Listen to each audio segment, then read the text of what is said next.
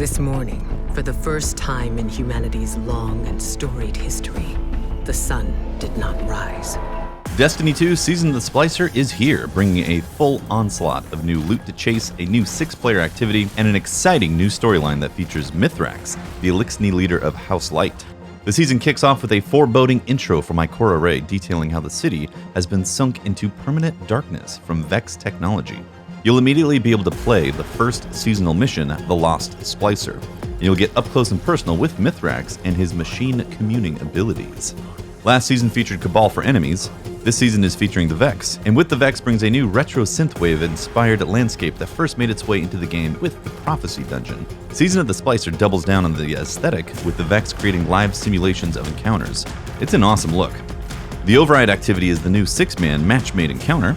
Bungie has taken elements of Gambit's moat mechanics and brought them into a new wave-based activity. The current one starts out in Europa, and as you defeat enemies, you pick up pieces of data that you deposit, just like in Gambit, into the core structure. After you've done enough rounds, you open a portal to a Vex data network that you must traverse and slay Vex inside. It plays really well, and it's nice having another 6-man activity back in the game. Once you've achieved glory in the Override mission, you'll use the Splicer Gauntlet to open Conflux chests for sweet loot. The Splicer Gauntlet is this season's device for upgrades and targeted loot. In order to craft a key code, you need Ether. To gain Ether, you complete playlist activities, public events, the usual. Along with Mithrax, you'll meet new Elixni characters, including the House Light servitor that's fitted to assist you in upgrades for your Splicer Gauntlet. This is actually a Destiny first, having the Elixni, aka Fallen, being welcomed into the last city. If you follow Destiny lore, this will feel absolutely epic. In the Season Pass, you'll find the new exotic weapon offering, Cryosthesia 77K. It's a sidearm that also has stasis.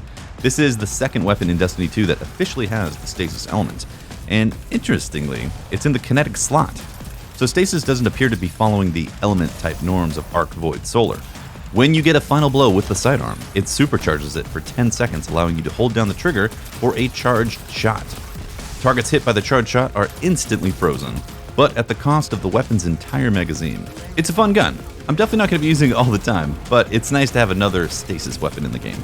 Speaking of seasonal content, the new artifact, Paradrome Cube, is dropping some interesting perks. First up, Breach and Clear. This perk requires a whopping 9 energy and synergizes with DPS weapons. The perk reads, when using a grenade launcher, damaging a boss, damaging a champion, or breaking a combatant's shield, reloads your stowed weapons and causes the combatant to take increased damage for a short duration. I could see using a breach-loaded grenade launcher with auto-loading holster paired with Lament Sword to get a nice damage bonus going, or even combined with rocket launchers for fast burst DPS. Warmind's Decree. Void splash damage, final blows have a chance to create Warmind cells. This is very interesting because there is a lot of excellent void damage options that would synergize tremendously with Warmind cells. Finding Lion to name one of them, and it only costs 3 energy. Energy Accelerant. Your Dragonfly, Chain Reaction, and Firefly explosions deal more damage.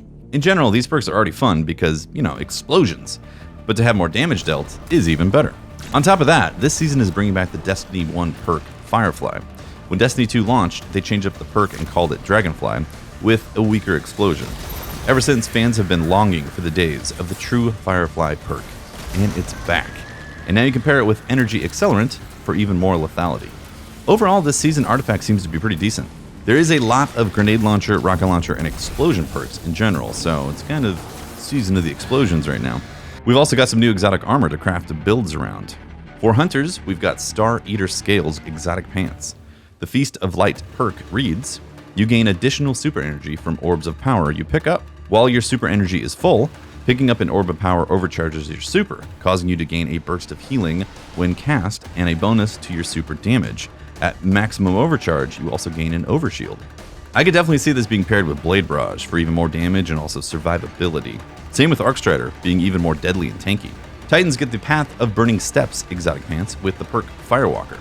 Solar Final Blows periodically grant you an escalating bonus to weapon damage. You are harder to slow or freeze with stasis, and when you break out, you take no damage from doing so, creating a burst of solar energy around yourself. Another interesting build potential for Titans, especially those that are looking to be frozen or slowed less in the Crucible. Now, it does not mention requiring a solar subclass, so I'm assuming you can use this exotic pants on any subclass. And finally, the Warlocks get Boots of the Assembler. The perk Blessing of Order does the following. Standing in a healing rift creates noble seekers that seek out allies that are not in a rift and heals them. Standing in an empowering rift creates noble seekers that grant both you and your ally a damage bonus. Each time a noble seeker finds one of your allies, the duration of your rift briefly extends while you are standing in it. These exotic pants seem to double down on a support role for warlocks. Depending on how effective the noble seekers are, this could be an amazing exotic. Or just so-so once conquering high-level content. Honestly, this season is packed with loot to chase. A nice collection of legendaries, new exotics, vaulted glass loot, and more. There's even a new transmog system with a completely revamped shader system, so you can easily apply a look to your entire Guardian. Destiny 2 Season of the Splicer is playable right now. This has been Tefty with PC Gamer. Thanks for watching.